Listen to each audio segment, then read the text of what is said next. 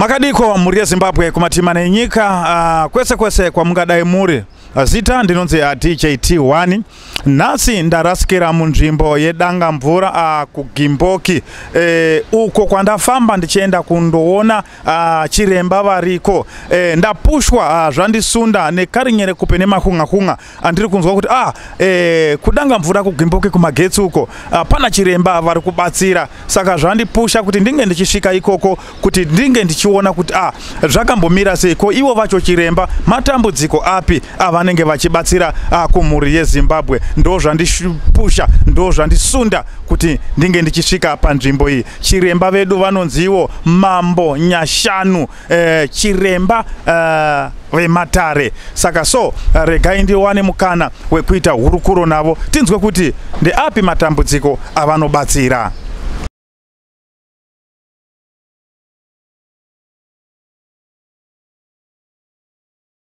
Ndiri kuti kana uchinge wauya wakatsingwa haudzoki wakadaro, unofana kupora ipapo. Tozoenda kune vari kuita dambudziko rembereko. Iroro tinogadzira zvekare. Chero vaane makore akati wandei vachitambudzika nenyaya dzembereko. Tinogadzira. Poita nyaya dzemisha yakapingwa. Vaya vekuti vakaroiwa pamisha. Tinogadzira.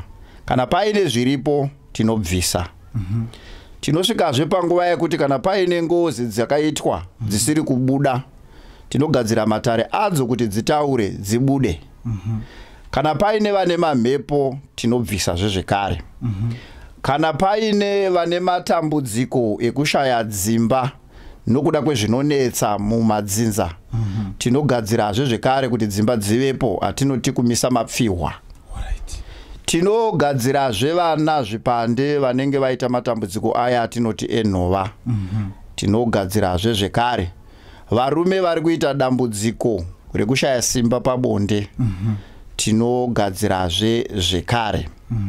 Saka matambudziko atinobatsira akati wandei zvichienderana nokuti dambudziko rako rabva papi. Kunyanya matambudziko atinomhanya nawo ndeaya ekuroiwa ndo atinonyanya kubatsira. Pozoitawo nyaya dzevanhu vanenge vasungwa kumajere vasina mhosva. Pazhinji pacho tinogadzira kuti munhu asunungurwe mumatambudziko akafanana naiwayo. Tinezve mamwe matare atinoita evamwe vanhu vanenge vakaromba. Zvichida zvavakaromba zviya pamwe vavakarombesa vakafa kana kuti zvakaitwa nevamwe vakuru mukati momusha asi zvichida kunodzoserwa kwazvakabva, tinoteera zvenzira yacho yekutsvaga mumatare kuti zvakambobvepi, zvinoda kuparadzwa sei. Tinogona kuteera zvekudzamara tasvika pazvakabva kuti tisunungure misha inenge ichichema nemhuri dzinenge dzichichema. Ndo mamwe matambudziko ezvatinorapa nekugadzirisa zvimwewo zvakaita zvidiki izvi. Aiwa haizvo hatitauri nezvazvo. Aiwa tinotenda baba. Saka tinomboti isusu tomboti pane vamwe vakuonai nhasi zvichida pane mumwe anenge ari kuSouth Africa, mumwe ari kuAmerica, mumwe ari kupi, munokwanisa kushanda naye here asina kusvika panapa? Hongu izvozvo tinokwanisa kuzviita nekuti mweya waMwari uri pese pese. Chero mumvura unosvika, chero mhiri kwegungwa unosvika, ukwiri ndege.